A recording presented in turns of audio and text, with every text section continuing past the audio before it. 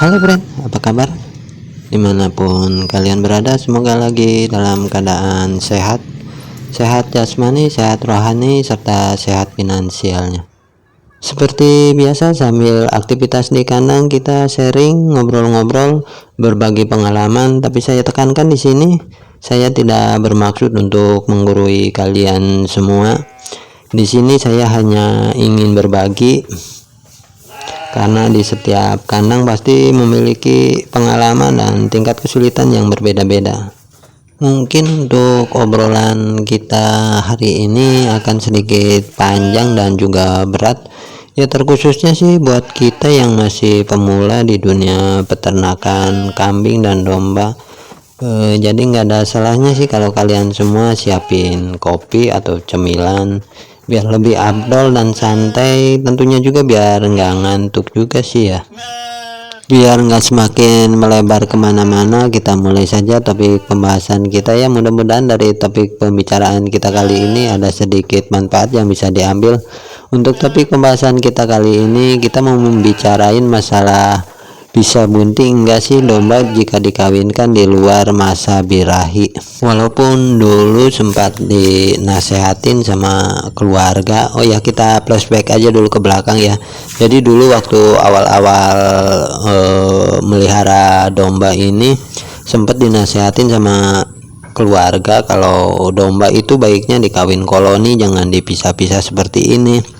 Tapi karena mereka tidak bisa menjelaskan secara logika dan nggak srek di pikiran saya, akhirnya saya coba pada dua domba dengan hasil yang satu cuman satu domba yang mengalami kebuntingan, yang satu lagi nggak bunting.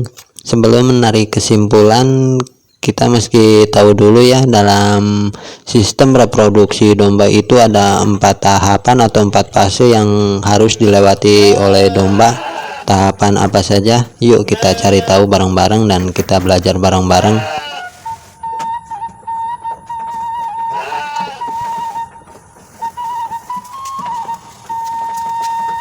Yang pertama, domba memasuki masa prostrus.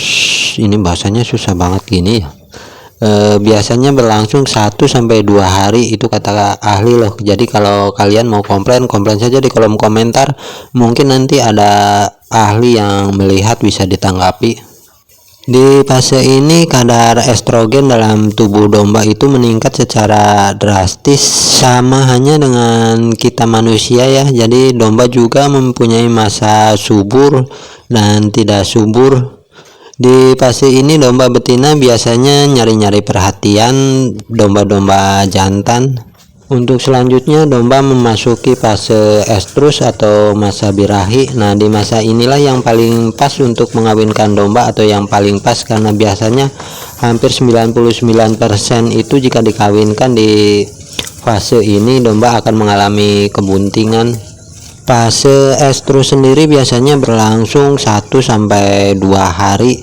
Nah, untuk tanda-tanda domba birahi mungkin kita bisa bahas di lain kesempatan ya, mengingat durasi biar nggak terlalu panjang. Selanjutnya menurut saya ini fase-fase yang sangat penting dan krusial ya. Fase ini disebut fase metastrus, di mana ovulasi terjadi. Sel telur dilepaskan oleh ovarium untuk dibuahi oleh sperma pejantan. Dan kalau perkawinan berhasil, si domba akan masuk ke fase selanjutnya, yaitu fase diestrus, di mana kebuntingan itu terjadi. Sampai di sini kita sudah bisa menarik kesimpulan ya, kalau domba yang dikawinkan di luar masa birahi itu tidak bisa bunting. Kalaupun ada yang bunting, kemungkinan pas waktu kita kawinin secara paksa si betina sedang ada di masa prostrus. Jadi perlu kita ketahui, sperma itu bisa bertahan hidup sampai 2 hari di dalam alat reproduksi betina. Intinya sih sperma ngetem sel telur selama 2 hari kayak tukang ojek gitu. Itu kata peneliti ya, bukan kata saya. Oke, mungkin cukup sampai di sini untuk obrolan kita hari ini. Sampai ketemu di next video and bye bye.